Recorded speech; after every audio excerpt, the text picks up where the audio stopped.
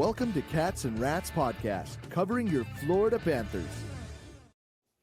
Hey everyone, welcome to the newest episode of the Cats and Rats Podcast, episode number 56. I'm your host, Kirby, joined alongside my co-hosts, as always, Nick Levine and Cody Stevens. But Nick, we have a special guest here today. Without further ado. Yes, we are pleased to be joined by former Florida Panther and my former coach, Peter Worrell. Appreciate it, Pete. I appreciate being here. How you guys doing? Very well. Doing great now that you're a part. I mean, Panther legend here. Mm-hmm. Look, I consider you a legend. I mean, a lot of the people that watched the Panthers before me mentioned you and Paul Loss a lot, especially. And hey, I mean, you played with the Russian Rocket too. I mean, I was very fortunate in my time here. Got to play with some really good players, some really good guys. For a shorter career, I got to play with at least 10 Hall of Famers and many more Hall of Famers off the ice. So it was a good time. Yeah. Okay. Yeah, Nick, you got some stuff on kind of the Grassroots program down there? Yeah, I mean, speaking of that, I played Florida Junior Panthers for a very long time. You were there for most of that time as well.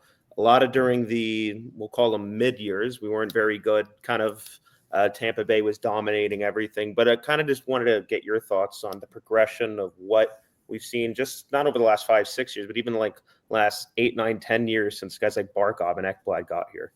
I mean, I can go back even further. I mean, when I retired, as soon as I retired in 2006, I got into coaching. I was, started with the Junior Panthers program, and then eventually went off to start North Broward prep program as well in the high school league. When I first retired, I mean, again, it was a lot of the kids in our local area down here were the kids who were fans of the '96 team that went to the finals, and the Bill Lindsays and the Ray Shepherds of the world, and the youth hockey was pretty strong. My first team I ever coached was with this kid Andrew Yogan, who ended up being the first Florida hockey player to ever get drafted in the NHL. He went to the Rangers, I think, in the third round way back when. That same year, that year I coached him. That was when he got drafted to the OHL, and I ended up playing for one of my old roommates in Bob Bookner in Windsor, and the story went on. But as the NHL team kind of came down, and we were in the forest there for pretty much a decade, youth hockey kind of followed. The participations rate went down, the quality kind of went down a little bit, and at the same time, Tampa was raising up, and the NHL team was doing great, and their youth participation and the players that they were producing were top notch. Over the last 5 or 6 years, from the point of I think when Bill Zito first got here, and we went from President's Cup champion to Stanley Cup finalist to back-to-back championships. It's certainly helped us out in the youth hockey world. It certainly helped us in our participation rates. It's certainly helped get more people to want to come into the building and give hockey a try. And you're starting to see it in the success rates, right? Where, last year we had, a Golden Wolves team, Pembroke Pines team that won national championship this year, right? So we're getting back to, not only just having a good NHL team, but we're starting to produce a lot more players. And honestly, when you start having good hockey players down here, it's really easy for a kid to want to stay, right? I think when you were coming through hockey, you get to a certain level and everybody thought you had to move to be successful. Where honestly, the way things are now, if you're a good hockey player, they're going to find you. If they could find Pavel Datsyuk in the middle of the Arctic Circle, I don't think that it's going to be hard for a scout to want to come to Fort Lauderdale. Right. to watch a good U16 team play. So we're starting to do some better things, whether it's through the Junior Panthers, whether it's through Sayhoff in general. But youth hockey is getting stronger. The numbers are getting better, and as long as the Panthers and the Lightning continue to do the things that they've been doing, I think it will just continue to be that way. I know it's a different era and everything, Pete, that we're in here now, but like look at Pete's numbers, guys. Like point per game during his junior hockey playing days, over a point per game in Q playoffs. Like, how would you fit in today's NHL? What would your role be with this current Florida Panthers team? You know, the word dynasty is getting thrown around there. How would you fit on this top tier Panthers club? Well, I mean, again, I'd like to believe that they'd let me play a little bit more. It'd be a little bit different from dump and chase and go fight somebody. It's the Panthers bullies now, like you said off air to us, right? You know. Yeah. No, look, I mean, I think if I were able to make this team, like I think I would, still bring a lot of the same things that I did in my time. But when you can't throw two bodies on me to stop me on the forecheck, I think I could have been a little bit even better on there. I think the battles in front of the net were when I played were real battles. Chris Pronger, anyone?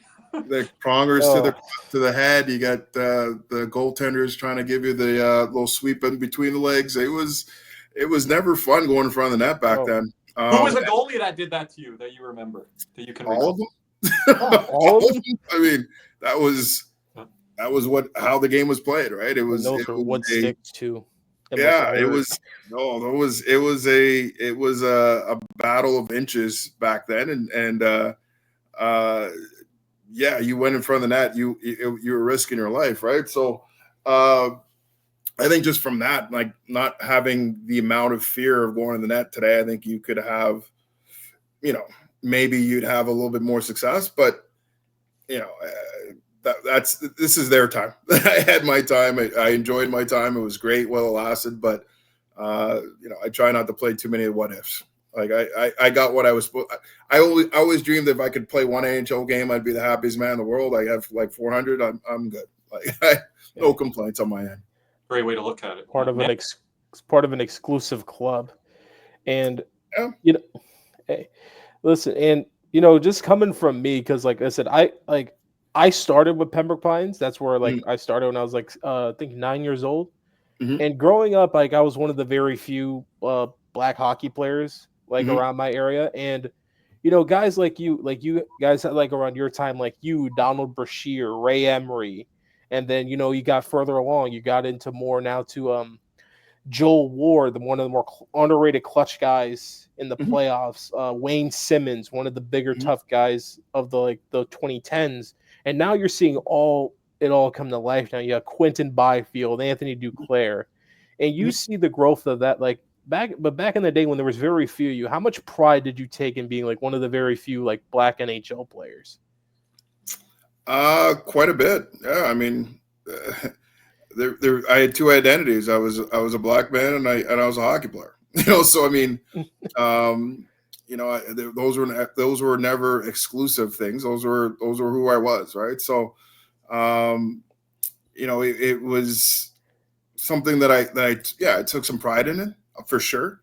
I took a pride in the fact that hopefully that you can inspire some more kids to want to give it a shot and go through the rigmarole to get there. Because again, I grew up, like you're mentioning guys like me, but I mean, I grew up on the Grand Fears of the world, the Tony McKegneys, the other guys that paved the way for me, my cousin, guys that look like me, that made me believe that I could play. And, to know that there's a next generation that came through and they're doing, even better, it's awesome.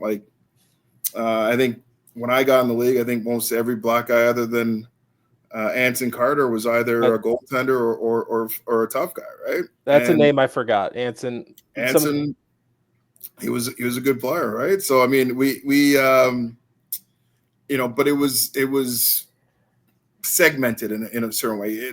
I don't know. I'm not trying to make any accusation or anything, but it was just it's just kind of those were the guys that were coming through, right?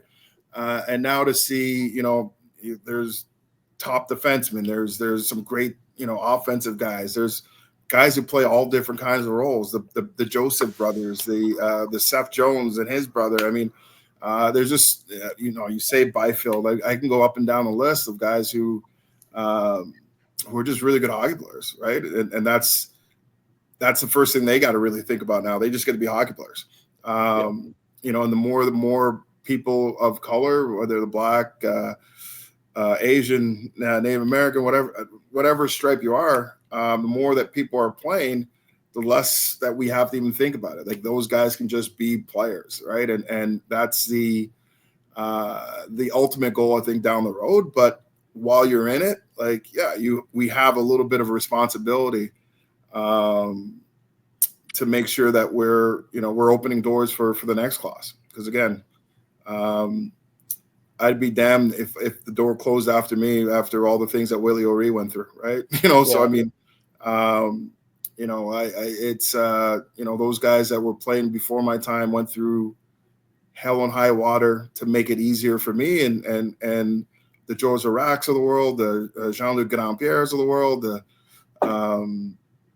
Kevin Weeks of the world, our lives were a lot easier, and I hope that. And I think it is, like when I talk to guys like Duclair and whatever, like their lives are a lot easier than what we went through, and it's only going to continue to get better. At least I hope so. Yeah, because growing up like that, I always kind of make it a point to kind of like once again thank guys like you for kind of paving the way like that, because we have all the highest guy in like our world's like Willie O'Ree, because he broke the barrier for us, and then you got Grant Fuhr coming in, kind of being one of the first like Black like major stars. I mean, Hall of Fame goalie, multiple time Stanley Cup champion, and then just seeing down the line, it just gave me guys to look up to in a sort of a sense. Yeah. So Anson Carter, best style in the league with the locks and the tinted visor. Don't say that out loud. He'll never let that go. Okay, you had dreads. All right, I got it. Some of us like the Jordan bald head. So all of it's I've had it for 30 years. I'm going to keep it. Just see that style is just like, I still think that's my favorite style I've seen in the NHL. Just Anson. Look, Anson is a real dude, man. I got in the league and it's kind of funny because I broke in here with Kevin Weeks and my cousin was in Calgary at the time, or Edmonton at the time. Freddie Brathwaite. Oh, Freddie! I love Freddie. I saw him. Yeah, he was a great goalie. But we got in the league, and we all found out we're all from Barbados. Our families are all from Barbados, right? So Weeksy and my parents knew each other from back in Barbados, and him and Anson were like this. So our families knew each other from back then. You mentioned Joel Ward. Joel Ward's another family, Bajan as well. So it was kind of funny that this little small island in the Caribbean that only has ice in their drinks was producing half the Black players in the NHL at one point. Barbados hockey factory. It was a hockey factory, that's for sure.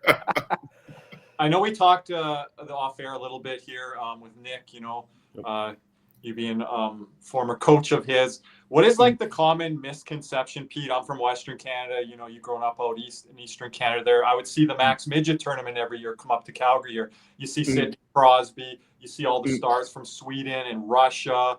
Zach Parise was on the big stage there with Shattuck St. Mary's. I saw a lot of these American teams come up, from warm weather areas like San Diego and just be outmatched and really guys being stretchered off the ice. And it was a bad look. I remember my dad yelling, like, these kids shouldn't be here. Like, they're overmatched. But what is the common misconception now? Because you're seeing all these players come out of Vegas and Florida and things like that. What would you like to say to, the Northerners and Northeasterners in America of what's happening at the grassroots level? Because you're right there. Yeah, it's changed. Again, I when I grew up in Montreal, if we played an American team, I don't care if it was Little Caesars or whatever the big program is. Like, we were sitting in the dressing room thinking about who's getting the first hat trick. right? Like we knew we were going to win. Like it wasn't even a thought.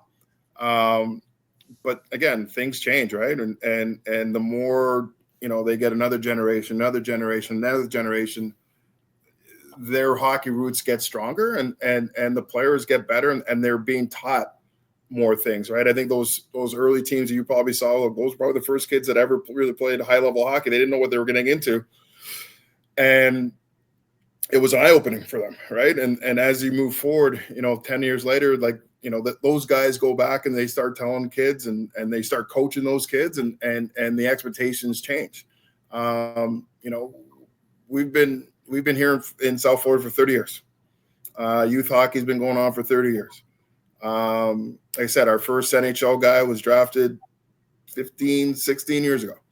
And then you'd follow that up with the Gossaspheres and the Chikrins and the Andrew Peaks and Brandon Duhames and the Magnas. And like, there's a whole lot of guys who grew up in South Florida, played a long time in South Florida.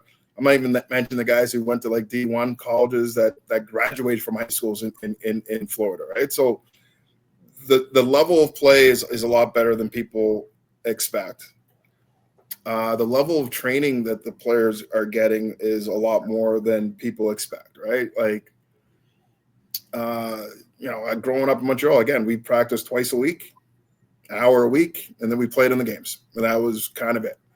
Obviously, we had, pond hockey, we had street hockey. That's where, in fairness, I think most of us learned how to really play. That's where I played 500 hours of goaltending out on the street.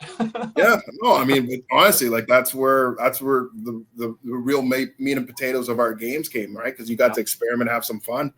But like kids today, they're 8-year-olds like getting 5 days a week of private lessons. Like you could say however you want, but like they're pretty skilled players, right? And now they're starting to get guys who've had experience playing higher level hockey, whether it's, the ex-NHL guys who retired in these areas, or I think it's even better with those kids who have gone through it, who have gone through South Florida or Florida hockey or living in the South playing hockey, who've moved up to different parts of the world and now came back, who can truly relate to what these young kids are going through today.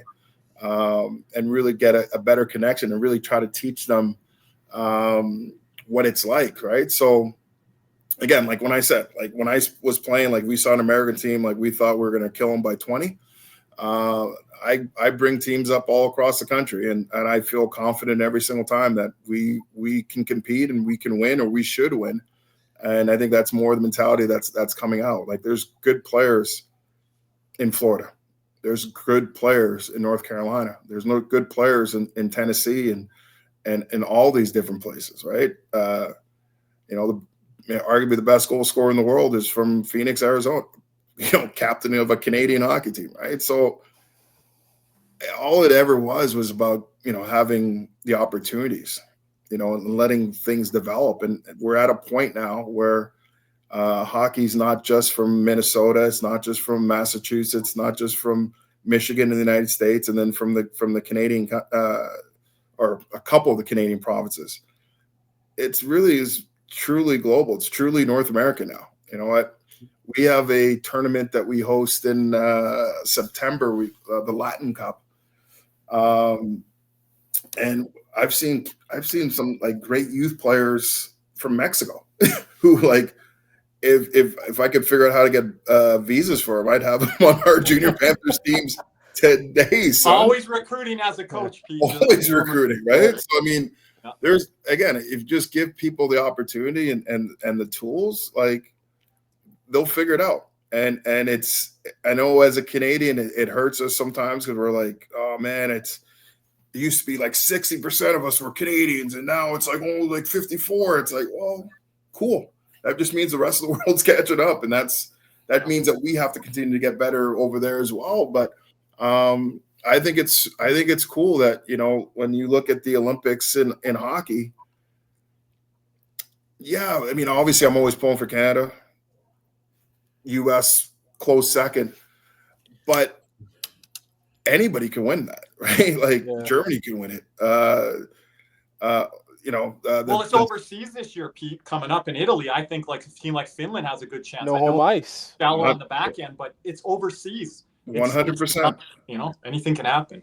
Anything can happen. So I mean, I think that's part of what's made our game so much better the last couple of years, is that it really is a global game. You get different players from different parts of the world, different experiences, different styles, and mashing them together and putting together great teams, right? So yeah, I mean, I just think that, obviously everybody in Canada, I don't want to say everybody, there's a big population of Canada that just thinks that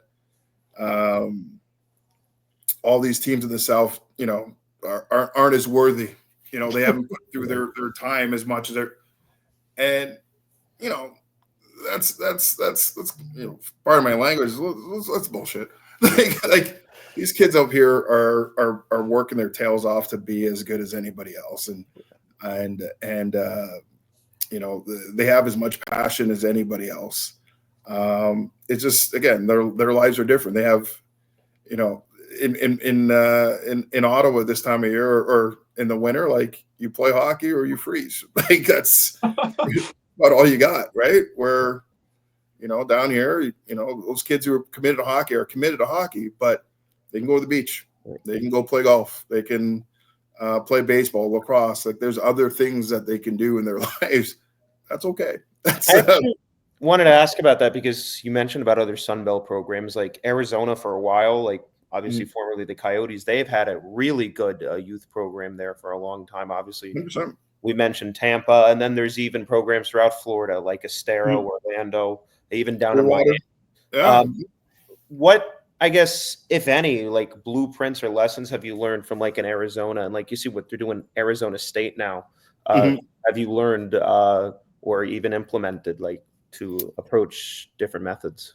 Yeah, I mean, again, I think it's having a commitment of a program, right? So it doesn't really matter where you are. If you're committed to a program and doing things the right way and having standards for what your program is going to be, you're going to have success, right? Or you're going to eventually have success. Like, you're going to butt some heads. You're going to have some people that have been coddled for years that think that they should get everything they want, and that's just not the way it is. But you eventually build a program, and you have your benchmarks and you have your standards. And, you look at those programs over there, like, Dallas Junior Stars is another example, right? Like, they've done a thing over there where they went from being a nothing program to being one of the, considered USA Hockey model franchises, right? And it's based off of we're gonna get the kids in young. We're gonna teach them how to have fun, right? We're not worrying about the big letters early on in their lives. We're not worrying about who's that 8-year-old AAA player. We're worried about having these kids want to come back to the rink day after day after day after day. Right. Once we establish that, then we can get to a point where, we push them a little bit, but we still understand that they're kids. And we want to teach them the proper techniques of the game, but like let them have fun doing it. Right. Once you get to like 13, 14, now we can get a little bit more serious. We work on your off-ice conditioning, your mental aspect of the game, understanding the game, learning the game, system, stuff of that nature. And then when you get to like the 16, 18, it gets back to not only do you have to have that, but now we have the drive. And it's got to be the guys who are going to be committed to doing everything, and that's how you're going to have success. And then, on top of that, as program directors, as coaches, again, having a standard, having a belief in what it should be done. But same token, like, you also have to get off your ass as a coach too. And that means, if I'm going to Michigan for a tournament, I'm going to be calling up all the junior teams in that area, junior A teams in that area, college teams in that area, major junior teams in that area, to let them know about my team's coming. And I know that you might not be able to come and watch it physically, but hey, it's on hockey TV. Right. These are the times that we play, and I think I have so and such player that I think if you were given an opportunity that he can thrive in your environment, and help a kid move forward if that's what he's supposed to do, right? And the more you are able to move kids forward, it actually starts establishing what your program really is, right? Like we're creating the best players. In Dallas or a couple of those other areas, they're more intertwined with different places. So they can build a little bit more on top of it, right? Like I think one of the issues that we have in Florida is because we are so southern, so away from everybody else, having a D1 team in University of Florida or Miami sounds great. How are you paying for that? Yeah. Because that team's got to travel. Yeah. And there are even a lot of teams like in California, Anaheim, like all over the West Coast have had a lot of success. Correct. So, I mean, there are certain things that we certainly can learn from other areas. There's some things that are harder, right? It's Florida is in some ways kind of like a Nova Scotia in a way where we have some good players, but like it'll never be the hub of like say Canadian hockey. That's going to be Montreal. It's going to be Toronto. That's going to be Edmonton, like areas that have a larger area where they can travel and play. It just means you have to work a little bit harder at it just to make your program a little bit stronger. But again, at the same time, like if a player commits and wants to do things the right way and has the ability, because again, 90% of the kids that I coach want to do things right. They want to like compete. They want to commit. They're just not good enough. And that's okay. Like not everybody can make it to those higher levels, but if they have that ability, if they have that talent, they can certainly do that, playing anywhere in Florida and anywhere in the South or anywhere really in the world. Like if you're committed and you have the talent, I'm telling you, someone's going to find you. I really like where Pete's implementing that, Nick, because Cody, you guys know, like I start with the Grassroots program, Steve Nash program up here in Canada, and then you get to those AAU levels, and that's when you start to find guys to compete. But you have to start the grassroots level of getting these kids to love the sport and just get them to come out time after time after time. And then you start to see which kids you can filter through to those AAU and travel club teams and things like that. So I think, Pete, you're doing a great job on that. Nick, do you want to say something? I wanted to ask one more. So obviously you played for the Panthers late 90s, early 2000s. Kind of seen almost every era of Panthers hockey, whether it be through the fan base, through the community, through the youth program. What has it been like as an alumni, interacting with the community, seeing how the team has grown, how the city has kind of rallied around them in a sense? Like you'd go around, if you've seen somebody in a Panther hat, you'd be like, what the hell are you doing? Like it was very rare, and now it's just all over the place. Yeah. Oh, look, I think it's as an alumni, it's something that I think we take a lot of pride in. We're excited about. Obviously, depending on what era you were playing here. I was when I first came here, I was with all the original guys, right? So the Mellenbys and the Van Beesbrooks and all those guys. I was around when they went to 96, right? I saw the parades for that 96 team being bigger than the Marlins who won the World Series that year down here, right? So the potential has always been here. And obviously, in fairness, we were still new. It was like third year in the NHL. So there was still, a lot of shine on the wall still. But any of us who were here could see that, like, oh man, this could be a real special place to play. And and then those years that I was here, and those years that we had Pav Bure here, and we were the biggest selling team in the league, and we sold out every game at home and on the road.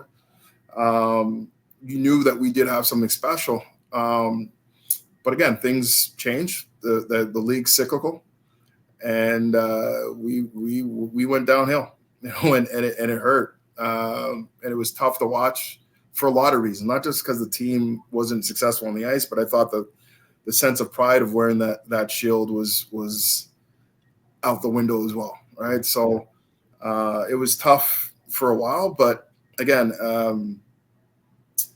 this ownership group that came in, Mr. Viola and Mr. Sifu and the rest of them, they went through their ups and downs too. Like when they first came, it wasn't smooth sailing to say the least, but they were always committed to doing the things the right way, right? Not just, hey, let's put a couple big names in the roster in the lineup so that we can get a couple people to come to games. So those New Yorkers, when they come to town, are going to be excited to watch their Rangers from back in '93 play for the Panthers here. But really try to develop, everything from the NHL team to the grassroots. Like they came here willing to spend money and willing to build back a lot of the relationships and the trust that were in the community beforehand. And then obviously the last 4 years have been fantastic, right? Like it's you couldn't dream of anything better. Right. And the fact that it, in some ways it looks like it keep rolling for a little bit. I mean, it's a really fun time to be a Panther, really good time to be an alumni.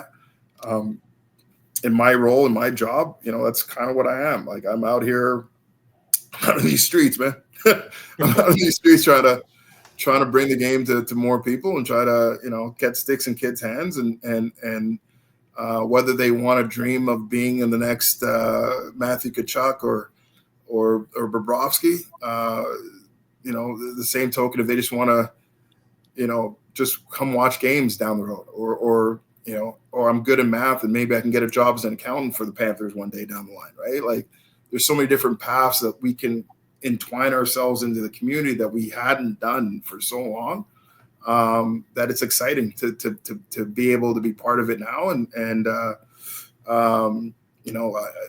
excited to see where we're going to be in 5 years from now. I think, I think we're going to not only, continue to build hockey fans, but I think we're going to have a lot of South Florida kids who are going to have careers or at least move on and play higher level hockey, even more so than we have in the past. So that's exciting. As Cody was saying about like watching guys like me or whatever, for the young kids in Florida, when you get to watch, an Andrew Peak play and like, oh man, he was a junior Panther, like that's super cool. Like right. If he can do it, why can't I? I think those guys that are here and doing that, the guys that are on our team currently that are, that go over to the hockey rinks and, watch their kids play and shake hands and motivate other kids are just going to help it continue to explode the hockey market here in South Florida. Yep. I just want to jump in with this. I know this is something you get asked often, Pete, the role of the enforcer. Growing up in Canada, my dad, fought in major junior hockey. I didn't even understand it. I was at a game early 2000s, and I remember locking eyes with you, and you had that look, and I was just like, I didn't understand it at the time. And then I heard on documentaries the role of a fighter, of an enforcer. Going into some of these games, you knew you had to fight that night, or a good likelihood that you had to fight that night. So learning through these documentaries now, I just didn't understand the role of the enforcer growing up to that level where you guys were put in spots sometimes that you didn't want to fight. Like that was your job, but nights you didn't want to do that, but you were asked of that from your coach, your team. And it's just such a different world than it is now. Can you just put everyone kind of in that time frame, in that mindset that sometimes you had to be put in, that it just wasn't a comfortable situation, even you as a tough guy and an enforcer? Yeah. I mean, I think everybody's experience is their own and unique. And I certainly don't want to, make my experience bigger than it was. I still think as challenging as it was, or the mental hurdles that you had to go through every game to play, I still think like what a Joe Sakic had to go through every game was more challenging or emotionally taxing than it was for a fighter, right? Like every game plan every team had was to stop Joe Sakic. Every fan that came to pay tickets in that game was coming to watch Joe Sakic. Joe Sakic had to have a good game every game. Like he didn't matter if he was sick, didn't matter if his kids kept him up all night, didn't matter if he's having family issues. He had to perform every game, and that was truly tough. As a fighter, yeah, I mean, it was tough. Like certainly, I don't know well, Paul Laws was, but I don't know many guys that really love fighting, right? Like we do it. We try to do it at our best capability. Like for me personally, like if that's what I'm going to do, I'm going to be the best at it. You know, like I don't really feel like getting punched in the face. So if I'm going to have to, I'm going to, you know, you're going to take more than me. And it just became something that you just dealt with, right? Like I came into major junior when I got drafted to the Olympic in Hull. I had led Quebec in scoring for like 3 years growing up. And I got to junior and I was like, oh, what? These guys are so much better than me. What's going on here? So to stick around, I had to figure out a different way about it. And that was a role that I could slide into. Right. And those first years were tough. Like my first year, I took some beatings by some really tough guys. From some not tough guys, right? It was just, you're learning, right? And by year 2, I got better. And year 3, I got really good. And by got to the NHL, I felt pretty confident. And, you know, and going back to like my experience was different than other guys. Like I wasn't really worried about it as much. I kind of figured if I had a fight, I'll fight. But like my mindset every game was like, how do I figure out a way to convince my coaches that I'm better than they think I am and play me more, right? And that meant, you know, for me, that meant making sure that I knew all my assignments, making sure I knew everybody's assignment, making sure that you know, I was watching video of the other team and figuring out what their best guys were doing so that it wouldn't catch me off guard. I might not be able to stop it, but it wouldn't catch me off guard, right? So like for me, and again, part of that was I was bigger than most guys, right? So like it wasn't, I wasn't like, I grew up with PJ Stock. Like I've known PJ since I was 6 years old. Me and his brother was my centerman my whole life, right? So like PJ's 5'10", yeah, can't punch himself out of a wet paper bag. You throw 8,000 punches, ain't gonna hurt you.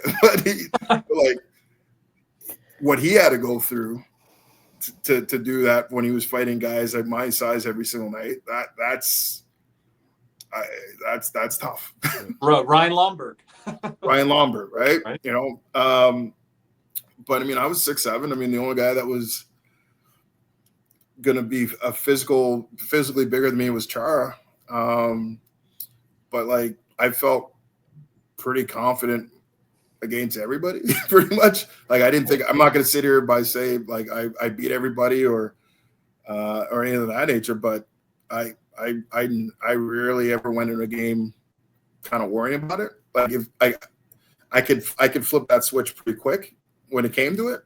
You know, if you wanted that smoke, like I can give you that smoke. Like that's what you wanted.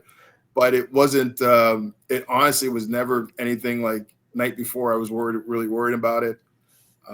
When I get to the rink, maybe I'd look at the game card to see the game notes, see who was there. Yeah. But I mean, honestly, I never really focused on it much. Perfect example. We traded for Darcy Hordichuk. Darcy was living with me. I let him move in with me and that first year, and we get along really good. But like Darcy would come to my room every night, like, "Hey man, we're playing this guy tomorrow. Like, well, let's go watch tapes of this guy fight." I was like, "Man, I'm Survivor's on. I'm cool." Like, reality show. Yeah, you do you, man. I'm good. You know, so I mean. You looked at it differently than other guys, though, because you've seen these in documentaries, right? Yeah. No, I see. Yeah, I've seen them, and I get it, and I understand it. But again, that just wasn't necessarily my reality per se. Again, like I can count the amount of times I actually took one really good in a fight in the NHL. Like it happened like 3 times. One was from a goalie. So I mean, which one? Garth Snow, yeah. Oh, that's the one we were talking off air. That's the guy. You said they're all the same. Garth Snow, he's a little screw loose. Oh yeah, he was a little, had some screws loose. But, no, all goalies have a screw loose at some point. Yeah, and I'll say this, but their screws are different, right? Garceau had the cheater gear on a lot more than the average goalie too. Yeah, no, he had a lot of equipment. His shoulders weren't that broad. Yeah, you saw him. Yeah, off ice. But no, he threw a running. He threw that Roman Reigns punch on me once, coming from the goal crease. That one made me cry a little bit. He got me right on the good spot. But yeah, he was a big goalie too there, Pete. He was a big goalie. Yeah.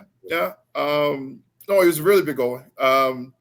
There was like him. There was Hextall when I played. There was Sean Burke, who I played with, was a pretty tough guy as well. The Emerys came later. You missed Billy Smith. He was my goalie coach. Oh, that's right. Yeah. Yeah. No, Billy was my goalie. So my very first day at rookie camp, it was at Pompano. We're doing a drill in the corner, and it was like a forward comes out of the corner, makes a little move on the goalie. And I was like fourth in line. First three guys go and score. And Billy's losing it. So he blows the whistle. Stop. Big boy, stop. All right. Stay in the corner. He goes and starts yelling at the goalie, blah, blah. Kicks the goalie out of the crease. And he's a tracksuit and everything. He's like, all right, big boy, let's go. Looking like, what? Like, my older brother was a huge Islanders fan. Like, he had Billy Smith's like posters on his wall. So I came out of the crease, went to go make a move, and I try to be trepidatious as an old man and like gear, like whatever. And next thing you know, he put the blocker right in my face and like dropped me. I looked at the goalie and was like, "That's how you stop guys from coming to the crease."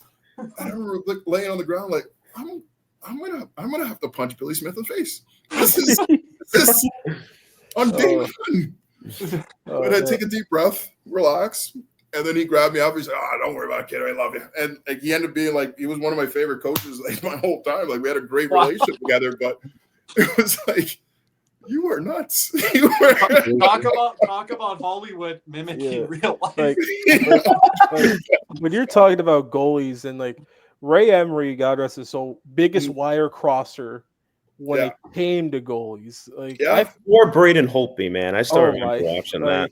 I would still say watch 1987 era Ron Hextall.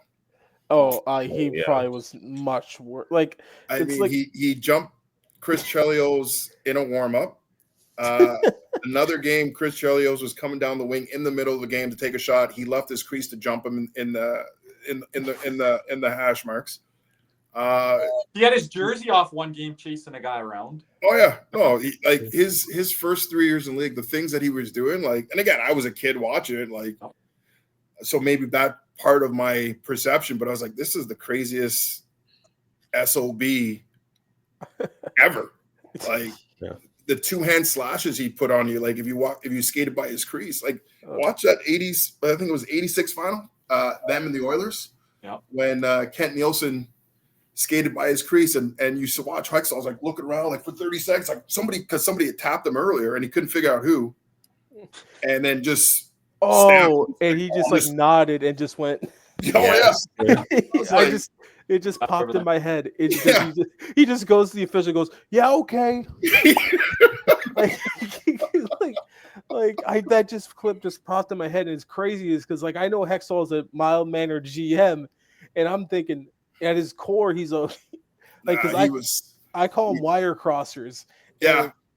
And I'll say the Panthers, Pete probably got one of the last laughs on him having to hide in the net the year of the Rats. And I was like, I was watching him growing up, and I never seen him kind of like humbled like that and just sitting there in solace and thought. I was like, wow. Have the Panthers ever had a goalie like that spirited before? Like, because Bob's very calm, Bokun was calm, Luongo maybe a bit. No, but like no. Like Theodore was calm. Anderson. Wait, you say Theodore? Theodore? No. I was gonna throw Trevor Kidd in there too. Maybe. Was Beezer a calmer one? There were certain things you couldn't do with Beezer. So, you couldn't talk to him on a game day. Mm-hmm. And then if in practice, if you shot a puck over a certain like height, it was coming back at your face. Like he was not about that life. Like, you're not shooting high on me. I'm not getting hurt in practice because of, you know, some fourth liner. So like that was bees in total. But again, I would say Sean Burke was one of those guys, right? Like right. Berkey, I remember playing Buffalo and Berkey just grabbed Vaclav Varada and just started pounding on him. We had a training camp in Hull one year where I played junior, and I scored a goal on him. And next thing you know, like, I'm looking up because he's trying to fight me. And I'm like, what the fuck you doing? I'm looking look your face off. Like, what are you doing? He's like, I don't know. You slash me. I was like, okay. You know, so I mean, every team you played with Trevor Kidd. He had some. I played with Trevor Kidd. Off the ice, I've heard some things. You know? Kidder was fun. Kidder was a fun guy, and he's doing a lot of really good things for a lot of guys. I know he helps out a lot of alumni that have been in trouble over there in Canada. So always have good things to say about Kidder. But yeah, he was an interesting teammate. But you have. There's a lot of interesting personalities. As much as like we're the most homogenized athletes when it comes to having a mic in our face and, you know, after games and oddballs. It's like literally a script from everybody. Like you know what they're going to say. I don't even know why we do interviews with hockey players half the time after games, because you know what they're going to say, right? Yeah. With that being said, away from that, there are some. I've never seen bigger personalities than some of the guys that play in the NHL, right? There's the lack of humbleness comes out then. And it's a lot of fun. There was a lot of really fun guys in the NHL. You know, they keep it buttoned down to a certain degree, but like they get after it. I still think goalies are the biggest weirdos. Cody always gets on the goalies. I'm part of the goalie. Like, because some of the goalies I played with were so superstitious, and then like I played D, and like, you know, on like my biggest thing was I did not like when we were like 5 minutes plus in and the goalie hasn't seen a puck yet. Yeah, I just get that. So I remember one time there was a guy coming out off the wall, harmless shot, and I'm like, let me just let the goalie get into the game here. Beat some short side, and he's looking at me like, "Why aren't you blocking?" I'm like, "What you want me?" That's why you got all that fancy equipment. He's a forward, and he's getting pucks flown at his head. He's a forward, not even a defenseman, Cody. Sometimes defenseman, you're not in the right spot. Yeah, but it's like, come on, man. Hey, look at Game 7, 2024 goal. You know, game. Oh gosh, Kulak, what are you doing there? It's not just Skinner. You know, it's a little bit more to it than that. But no, I mean, goalies are in their own path. We'll say that. I think that's fair. I mean, again, I played with some really normal ones. Yep. Like Louis is a fairly normal guy. Like he was. I don't think he's talked for like his first 10 years, but like out of the media and in public, but like us in the locker room, like he was just a guy. You know, good sense of humor, like to play cards. Like he was a fun dude. But again, I've had some interesting goalies over my years. Done some interesting things. You know, my last year junior, we had a wagon of a team in Hull, right? Like we ended up winning the Memorial Cup that year, and you know, right around the trade deadline, we made a couple deals. We made a deal for this guy, Christian Dubé, who ended up being the MVP of the World Juniors and MVP of the Memorial Cup as well. But then we also made a trade for Marty Biron. And you know, Marty was going to be our goalie, and he was playing well for us. He was doing okay for us, whatever. Like we were so good. And we were killing a penalty one game, and we're killing a 5-on-3. So they're moving the puck up and down the wing, blah blah. Like everything, we had it under control. Nothing was going to happen. And it went to the board guy, and out of nowhere, Marty just chased him out to the boards. So the guy looked up, sees the goalie coming, he just passed it to the slot. They scored, right? And Claude Julien, old Boston Bruins coach, was our coach. He was like, "Get him out, blah." And we put in our backup goalie, who ended up he ended up being our number one for the rest of the year. Like, Marty did not get back in the net all year. And I remember sitting on the bench with him, and it was me and, I know you might not like this name, but it's not the same guy. Me and Colin White, the original Colin White. Oh, That played for Jersey. jeez. We're sitting beside him on the bench, and we're just like, Marty, what the hell were you thinking? I'm just kind of like what you were saying, Cody. He was like, Pete, it's third period. I had like 2 shots. Like, I got bored. Yeah, it's not always 10 the goal. You got to get it. But again, he didn't play. Like, I don't think he played another game for us that year. But like, Did he ever explain why he did that? Just because he only got 2 shots? he was bored. Oh. He was bored. It's like a center fielder in baseball. Like, but he was honestly like one of my best teammates. Like, he showed up. Like, he never played another game. He was a first round pick. He ended up, having an NHL career. The backup, I don't think ever got out of the Southern Pro League. But like, he'd show up every day with a big smile on his face. Like, he'd have to get bag skated with guys and stay on for an extra hour after practice. And he just big smile, happy guy every day. And so like, you can't ever really get mad at him. You're like, what is wrong with you? It's like one of those guys, you just look at him and you just can't help but laugh, because it's just like. Yeah, I mean, I know whenever I see him on TV, I know he does a lot of stuff on TSN and everything. Like, it always goes back to that for me. But again, like, I'm so happy for him. Like, he had such a great career. He was such a good guy, such a good teammate. He taught me a lesson that at that time, like, he lost his spot, and instead of being bitter and being that negative force every day, he came with a smile. And again, we don't win that year. If he wasn't the guy that he was, he might not have had the success that he was expecting to have with us for that. But like, he played such an integral role for us, being that crazy, loony, goofy goalie. Yeah. Like, that's like Eric Comrie now for Winnipeg. Like, you see it now, like Brizgalov for a bit there. Like, Briz, jeez. Like, I'm not scared of him. I'm scared of Bear in the forest. Like, it's just like, boy. I did not get a chance to play with Briz, but I played with a lot of guys that did, and I've heard many stories.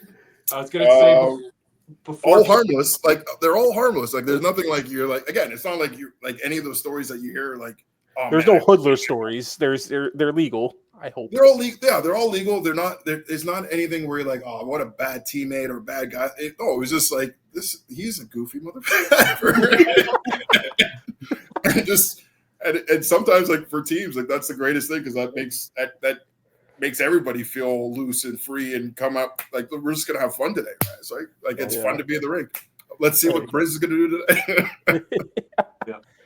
Before we do let you go, if you had to pick one, who was your best teammate in the NHL, and maybe a story or something?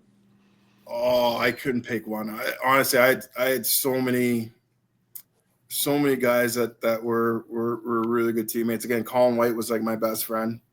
The original Colin White. Yes, the original Colin White. Not the imposter. Yes. Not the imposter.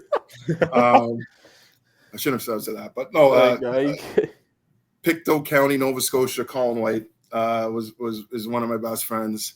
Again, I'm still really good friends with guys that I played youth hockey with. My first youth hockey team, we ended up having four guys make the NHL.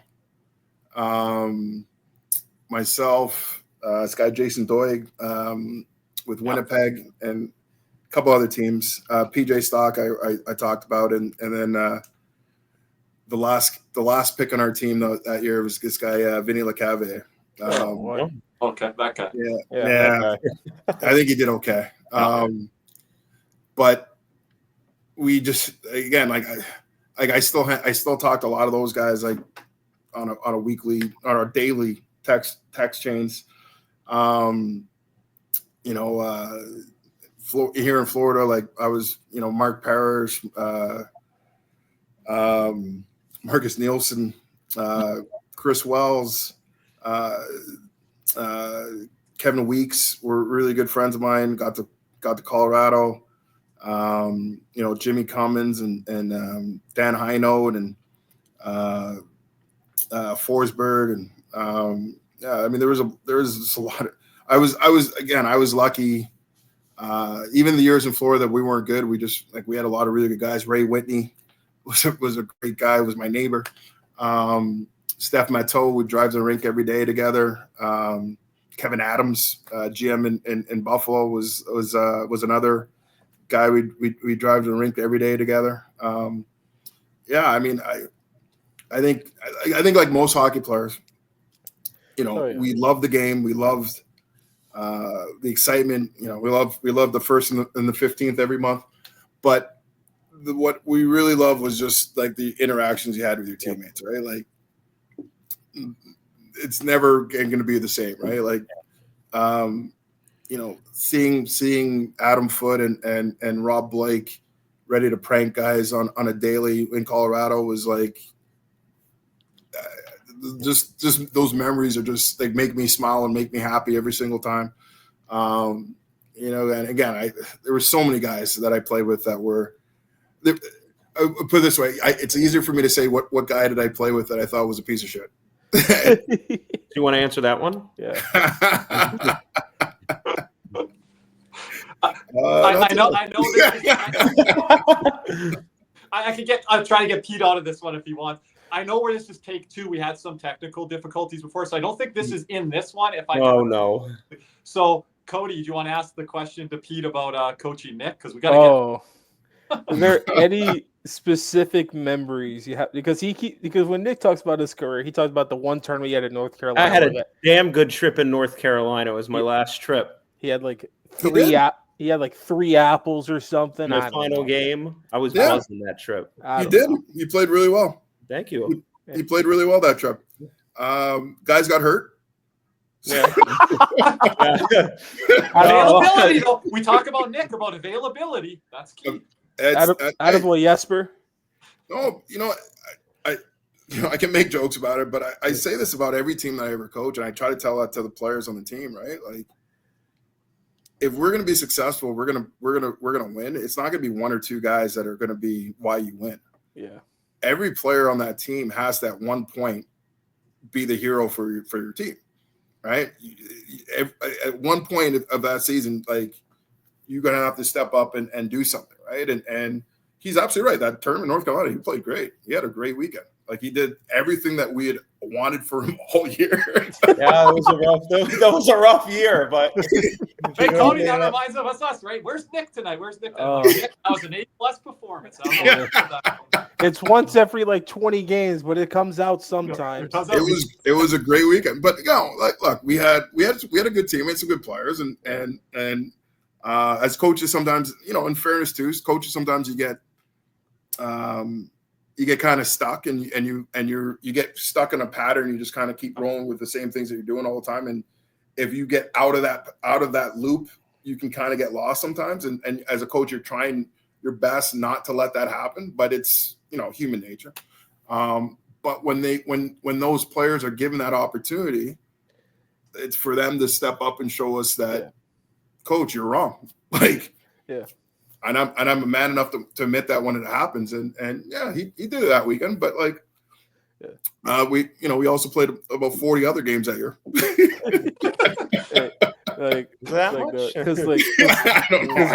Because Nick, you were a winger, right? It was a winger. Yeah. I like I said, I was PK. That was the COVID year, so that was I was a PK. It was a tough year. That was a wild. That was a tough year. 100%.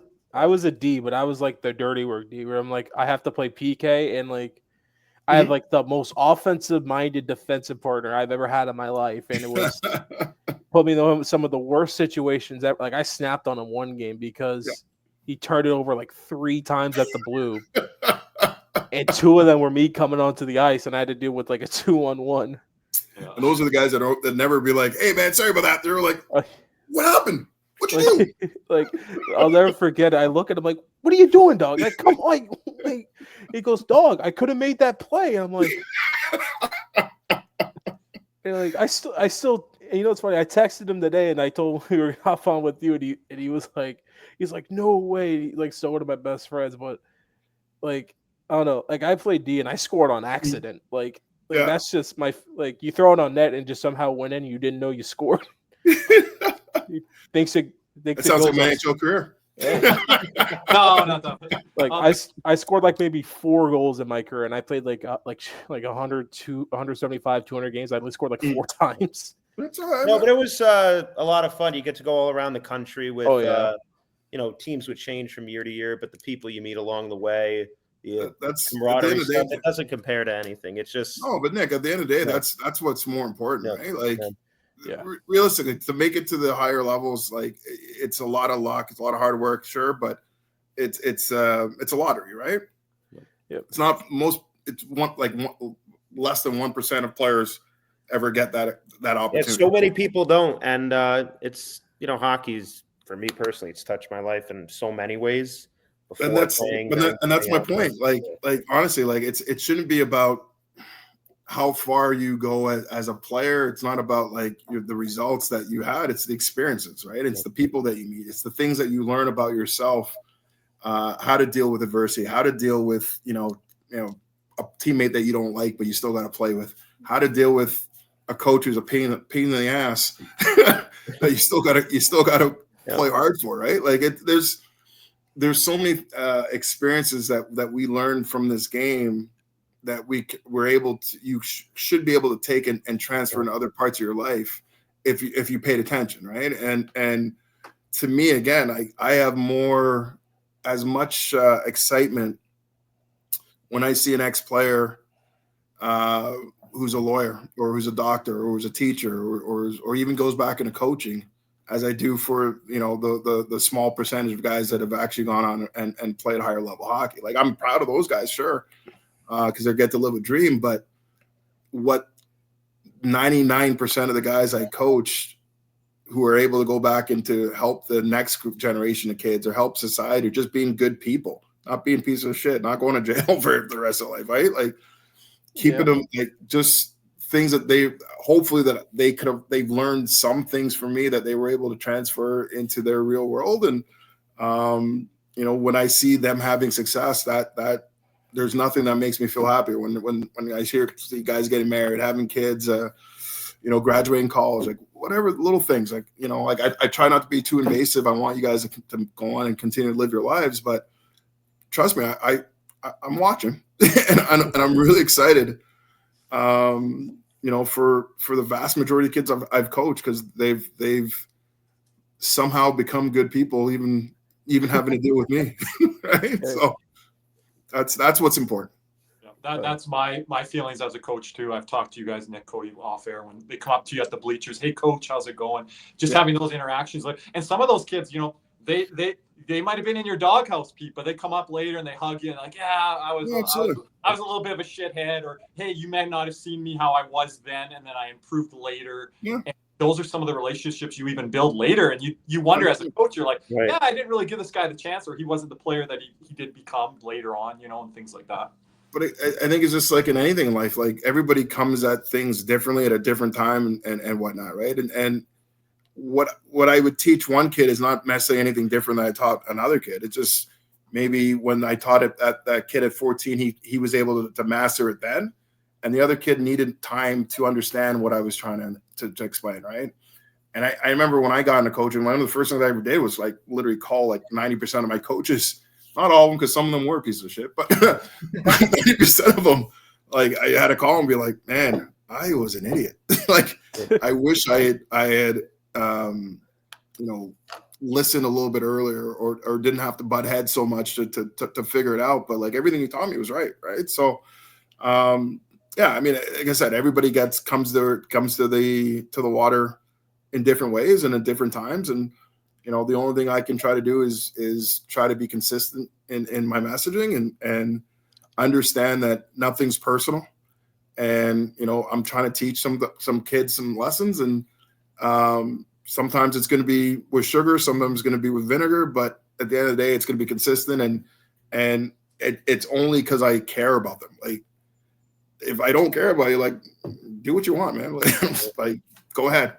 But like, if I'm correcting things, there's a reason for it, and it's because I believe that you can do something and be a good person, and that's what I really want you to see in yourself. And you might see it at 17, you might see it at 34. It is what it is. But hopefully that as a coach, you've imparted some good karma for them that they can translate and bring into their real world. Nick, do you want to kind of close us here? Yeah, well, I really appreciate you coming on, Coach. It means a lot to all of us here. This is by far, I think, speak for all of us, one of the coolest episodes we've done. Yeah. I'm a pretty cool guy.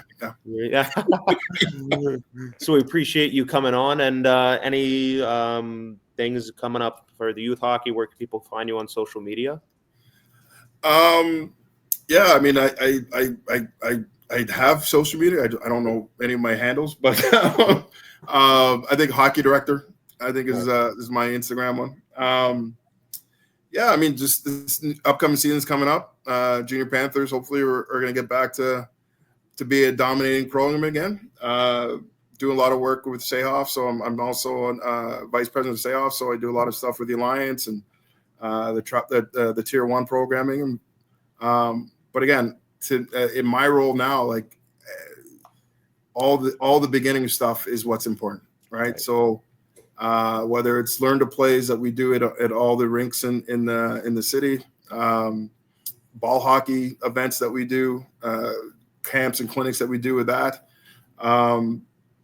There's a lot on the plate, but it's a lot of fun, and like I said, it's a great time to be a Panther and be a Panther alumni, and to help spread the word of how beautiful this game is and what it can do for people. So I appreciate your time. I appreciate you guys having me out here. Appreciate you, man. Appreciate it. Thank you. To all of you guys, man. Appreciate it, sir. Appreciate it. And so we do have to get to our sponsors. We appreciate Mr. Worrell. Thank you once again, Peter. Thank you. So we're going to hear from a word from our sponsor, Caneswear, and then another word for Jeremy Beckham. Panthers fever is here. Are you geared up? Caneswear in Davie is the place for all your Florida Panthers needs. They have the latest gear for our favorite NHL team. Jerseys, polos, t-shirts, hoodies, hats, and more. Caneswear has you covered. Stop by their store in Davie or at pantherswear.com. Again, that's pantherswear, WEAR.com for all your Panthers gear. Before I let everyone know about Jeremy here, if one of you guys can get me the Eric Poole contest winner, I don't have it in front of me here. My apologies, but I did send it over to you guys there. But hey, Panther fans in South Florida need real estate help? Check out Jeremy Beckham with Next Home Treasure Coast. It's a boutique service with a personal touch. Jeremy and his team put humans over houses, working hard for you, whether you're buying or selling. Ready to move? Hit up BeckSellsFLA.com. Again, that's BeckSellsFLA.com, or call 772-475-5371 now. You'll be glad you did. Nick, we have a lot of upcoming giveaways for our Cats and Rats subscribers. So we approach 1,000 subscribers in partnership with their sponsor, Caneswear. We will have a bunch of autographed pucks, including Anton Lundell, and 8x10 photos of Anton Lundell, Nico Mikkola, Jonah Gadjovich, and Atulo Starine. And if you actually look here, here's the Jonah Gadjovich one. It is JSA certified there. Also in partnership with the Hobby Card Show, courtesy of Andrew Hoffman. It's coming to the Broward Convention Center August 23rd and August 24th. We're going to be giving away free tickets to the show, as well as some autographed items from fan favorite former Panther Ryan Lomberg. And the Hobby Show also previously announced that Brad Marchand will be at the show, and we will be giving away an autographed Brad Marchand autographed item as well. Also, courtesy of us here at the Cats and Rats podcast, we will be giving away a pair of club level tickets to a Panther game in the future once the season starts in Club Section 33 to a lucky subscriber. We're going to give away all the details how to enroll in these giveaways in the coming days. But the winner will get a pair of club tickets for one of the following: October 9th versus Philadelphia, October 11th versus Ottawa, or October 28th versus Anaheim Ducks. Also would like to thank and welcome the members of the Broward Teachers Union for listening and subscribing. Thank you to the union president, Anna Fusco, and welcome to the members of the Police Benevolent Association. Nick, before we do mention the Eric Poole contest winner, I would like to do the Gadjovich giveaway actually in this episode if we can. So if we can get people to comment. Okay. So we're going to be giving away this Jonah Gadjovich JSA certified. It is signed, as you see there. So on the Pete Worrell episode here. On the Pete Worrell episode right here. So you have to be on the YouTube side. You have to like this video. You have to comment, and you have to comment like your Instagram handle, Twitter handle, some way we can get in touch with you, and be subscribed. And make sure you're publicly subscribed, because if you're not on the public subscriber list, we're not able to see you. Yeah. So there's not as many contest eligible people for this one that we just did, because not everyone's publicly subscribed. So make sure you are publicly subscribed. Look in your settings there on YouTube, and then that should help you change that over to public side. But anyway, the winner of the Eric Poole contest giveaway is none other than B. Ralston 03. Congratulations. Congratulations to Mr. B. Ralston. Yep. We will comment in the comment section of whatever the episode was there. So make sure that 56. 56.